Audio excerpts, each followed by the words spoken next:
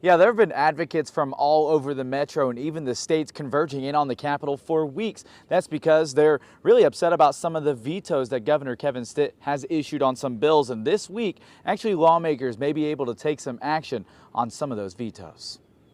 Like that was sort of a cheap answer. Honestly, that's a canned answer. Insurance companies are doing just fine. That was State Representative Melissa Provenzano after her bill about requiring insurance providers to include mammograms was vetoed by Governor Kevin Stitt. 1 in 8 women in the United States this year will be diagnosed with breast cancer. 1 in 6 women here in Oklahoma.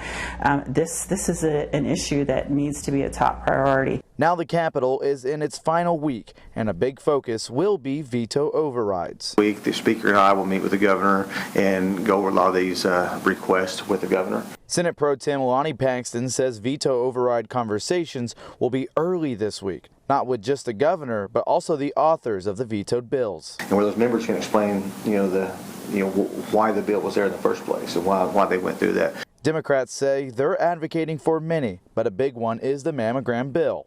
That one's probably top of mind, the most important bill that I'd like to see on the override list. We're still standing with the mammography bill being overridden because that's just such a priority for people across the state. We've heard from lots of constituents who need those kinds of scans that the insurance has been making them pay cash for, and we want to make sure people get that scan if they need it.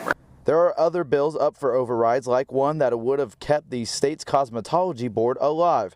That has people concerned about licensing and safety within the industry. And another bill that would remove OSBI's requirement to fund its missing and murdered Indigenous people liaison through federal dollars. MMIP advocates worry that requirement leaves the office up in the air. Lawmakers have till the end of the week to make those decisions as the session ends Friday. Now, as you heard it right there, lawmakers will actually really have until the end of the week to make any decisions if they're going to overturn some of those vetoes. They will be having those conversations today and tomorrow. In Oklahoma City, Dakota Wapakichi, KOCO 5 News.